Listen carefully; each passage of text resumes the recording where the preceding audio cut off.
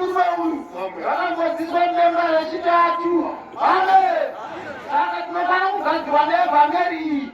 Saka mangwana tinoda kuita sungano naJesu. Tidye upenyu atitise upenyu. Amen. Nekuti ropa redu rakashandiswa kubva kumadzinza chaiko.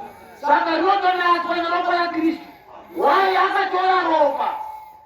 Nokuti ropa rakabva mumvura. Mwari achisika munhu achisika Adhamu akatora mvura ndora akaisa ropa. Ropa atora uswa ndobva akadzira tsinga dzomunhu nebvudzi. Amen. Ropa atora bhuremu yako ndora akaumba naro bhonzo. Ropa atora mweya wake wagara pamusoro pemvura. Ropa aisa munhu. Saka maona Mwari asikira pana mamvura masha kuti atore mweya wake muna mamvura masha achiisa matiri isusu vanhu vakanga vakabarwa mune rima kuti tiponiswe. Amen. Saka tofana kutenda ruponiso rwakauya uyu. Saka ndozvipona vakuda zvatofana kubatisa kuti ishari kuzotonga. Nokuti 1960 musoro 10 May shoko rakati the Lord Jesus Christ is coming with whom in righteousness. Ava kuzotonga nekururama. Apa uchati kuti une chipo kana uri profita kana uri pasta kana whoever are you, umwe naumwe achatonga nezvakabata. Saka uchize kutongawo kumangwana munhu wese ngapinde musanction. Kwete vakadzi vanoona kutosvibira pane vamusangana vasina kusviba. Amen. Please, will you munhu wese musanctuary? Mangwana munhu wese muri?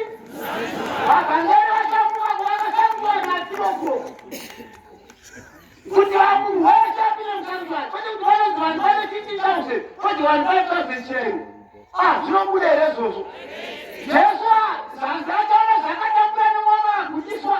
Nokuziva kuti muranda wangu wakarama vacharamisa vazhinji. Anobadwa here nazvo. Muranda wangu akabva nechero kudenga. Anobadwa here nazvo varamisa ndichaiwo. Makadaidzirwa ikoko seAfrica. Makaredzwa kuponiswa. Amen. Saka totopona gasi hazvina basa. Unotokumbira Mwari uchipinda musanctuary. Vanonzi zvitongezera zvava kutongeswa nashe. Mukarega kutongeswa nashe. Ivo vana kuzvitongesa kuti Mwari ndivatirei kuti shaya irokuwa inoninetsa pandichapinda musanctuary ngaripere.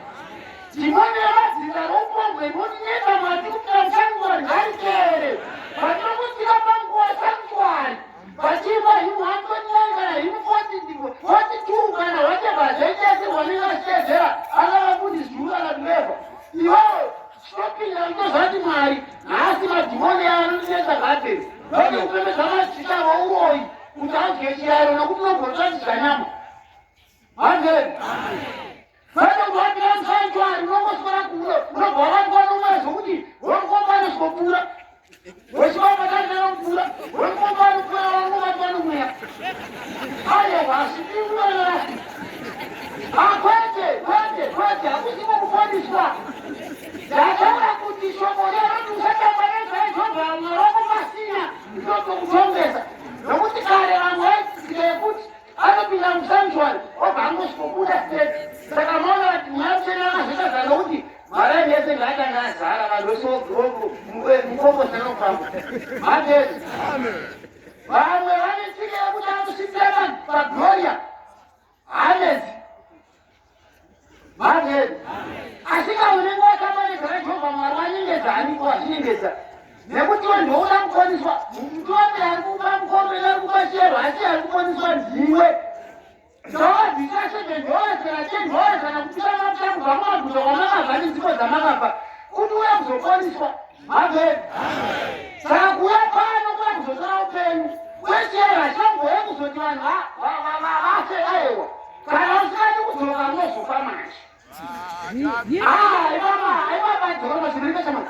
Kana usingadye chero, usingadi kutenyoka ndounofa. Asi ukachenyoka akadzoka ndiwe unoponiswa.